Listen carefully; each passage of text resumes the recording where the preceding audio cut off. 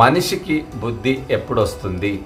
మనం నేర్చుకోబోతున్న అంశం మనిషికి బుద్ధి ఎప్పుడు వస్తుందని మనం ఆలోచన చేస్తే, మనిషికి బుద్ధి ఖచ్చితంగా 100% దేవుడు చెయ్యి వదిలిపెట్టినప్పుడు ఖచ్చితంగా బుద్ధి వస్తుంది. చెయ్యి దేవుని హస్తము, దేవుని కృప, దేవుని నిరంతరము ఆయన చుట్టూ కంచె వేసినప్పుడు మరి ఎలాంటి తప్పు చేయడు. ఒకవేళ తప్పు చేసినా దేవుడు చెయ్యి వదిలిపెట్టేస్తాడు.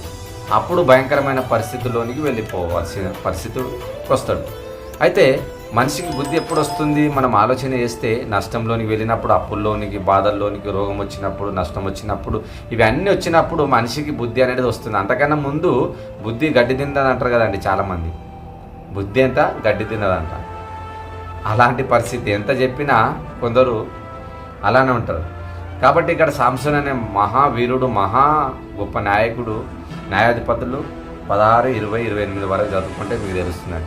ఇక్కడ గొప్ప వీరుడు ఎవరితోని ఆయనకు పోటీ పెడితే అందులో నంబర్ 1 స్థానంలో ఉండేవాడు సాంసన్. అలాంటి సాంసన్కు బలం ఎక్కడ ఉందా అని మనం ఆలోచన చేస్తే, బలము తల వెంట్రుకల్లో దేవుడు పెడతాడు. ఆ తల వెంట్రుకలు తీసిన ఎడలని బలం పోతుంది అని దేవుడు చెప్పేస్తారు తల్లిదండ్రులు కుమారునికి చెప్పేస్తారు. కుమారుడు మరి ఎవరు కూడా చెప్పాడు, ఎందుకంటే బలం పోతుంది కాబట్టి. ఇక బాగా ఆలోచించి బలం ఎలా తొలగించాలి, ఎవరి ద్వారా కూడా ఈయన ఓడిపోతలేడు అని ఆలోచించి అన్ని దేశాలతో కూడా యుద్ధాలు చేస్తుండు, గెలుస్తుండని, ఎలానైనా ఈయన బలం ఎందులో ఉందని తెలుసుకోవాలని ఆలోచించి ఒక వేషను పంపిస్తారండి.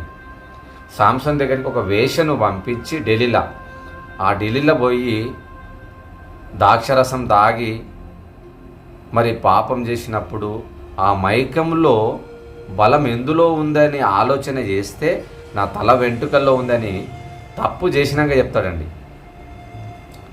తప్పు చేసినాక తల వెంట్రుకల్లో ఉండగానే సైనికులు అందరూ పట్టేస్తారు. ఒకేసారి పిలుస్తులు పట్టేసి తీసుకొని వెళ్ళి కళ్ళు బీకేస్తారు.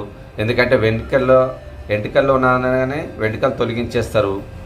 మొత్తము ఎంటుకలు తొలగించడానికి మరలా ఎంటుకలు ఒకవేళ మొలవచ్చు, మరలా మాకు కొట్టొచ్చు అని తెలుసుకొని కళ్ళు బీకేస్తారు. కళ్ళు బీకేస్తే ఇక మరలా చూడలేడు కదా, మనుషులు ఎక్కడున్నారో ఎట్లా తెలియలేదు కదా. కాబట్టి అక్కడ ఆ పరిస్థితి జరిగింది. అంటే ఒక వ్యక్తి దేవుడు చెయ్యి పట్టుకున్నాడు సాంసన్ను. ఆ పాపం చేసినప్పుడు వదిలిపెట్టేస్తారు ఖచ్చితంగా. దేవుడు నిన్ను పరీక్షించడానికైనా వదిలిపెడతాడు, నువ్వు పాపం చేసినాకనైనా వదిలిపెడతాడు దేవుడు. ఖచ్చితమైన మాట ఇది. ప్రాణం పోయేటప్పుడు బుద్ధి వస్తుందంట. ప్రాణం పోతున్నప్పుడు బుద్ధి వస్తుంది. ఎందుకంటే అరే డాక్టర్ పలానా రోజు పలానా ఇంకా కొన్ని దినాలు ఇంకొక 50 రోజులు బ్రతుకుతావు, లేదా 100 రోజులు బ్రతుకుతావు, 10 రోజుల వరకు నువ్వు బ్రతకగలవు అని ఎవరైనా డాక్టర్ చెప్పిండనుకో, అప్పుడు కన్నీళ్ళు మొట్టమొదటిసారి వచ్చింది. కన్నీళ్ళు, చేసిన తప్పు, చేసిన క్రియలు, చేసిన అన్యాయము, చేసిన అక్రమము, చేసిన నేరాలు అన్నీ కూడా ఒకేసారి జ్ఞాపకం వస్తున్నాయండి. ఇక చనిపోయే ముందు అన్నీ కూడా జ్ఞాపకం వచ్చేస్తాయి మనిషికి. అప్పుడు జ్ఞాపకం చేసుకొని కుమిలిపోయి ఏడుస్తారు. పలానానికి అన్యాయం చేసిన, పలానానికి ముంచిన, పలానానికి ఇలా తప్పు చేసిన, పలానా దొంగతనం చేసిన, పలానా నేరాలు చేసిన, ఇవన్నీ కూడా జ్ఞాపకం వస్తాయి. ఎందుకంటే చనిపోతున్నాం అని తిరగడానికి ఇంకేముందిగా భూమి మీద బ్రతికి, నేను చనిపోతున్నా అనుకొని అన్నీ కూడా జ్ఞాపకం చేసుకొని కన్నీళ్ళు తప్ప నీకు రక్షించేవారు ఎవరు ఉండరు. దేవుడు చెయ్యి వదిలిపెట్టినప్పుడు నేను ఎవరు కాపాడాలనుకున్నా ఎవ్వడు కాపాడలేడు. కోట్లు పెట్టినా నువ్వు బ్రతకలేవు.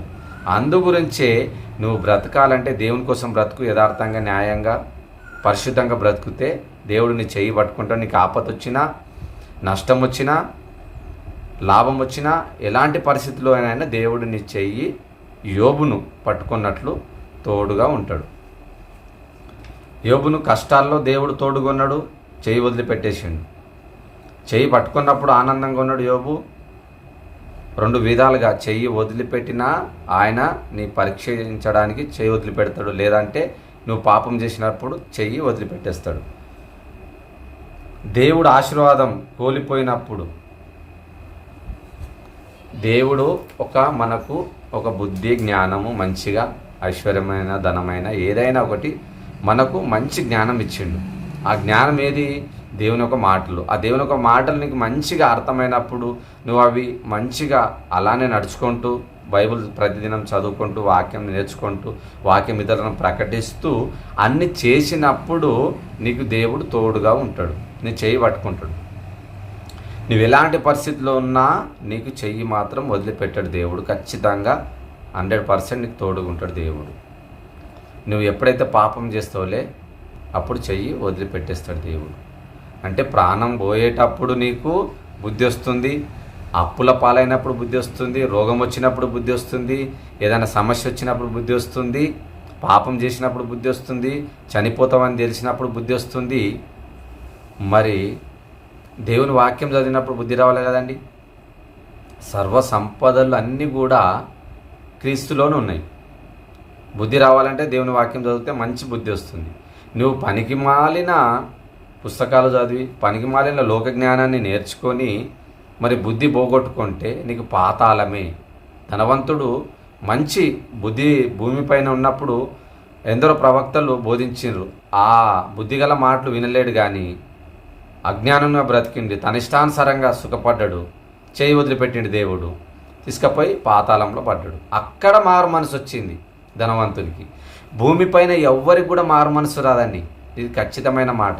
భూమిపైన ఎంత మంచి మాటలు చెప్పు, ఎన్ని గొప్ప గొప్ప మాటలు చెప్పు, గొప్ప అద్భుతాలు చేసినా మనిషికి బుద్ధి రాదు, మారు మనసు రాదు. పాతాళంలో ఖచ్చితంగా మారు మనసు వస్తుంది, ఎవరికైనా వస్తుంది.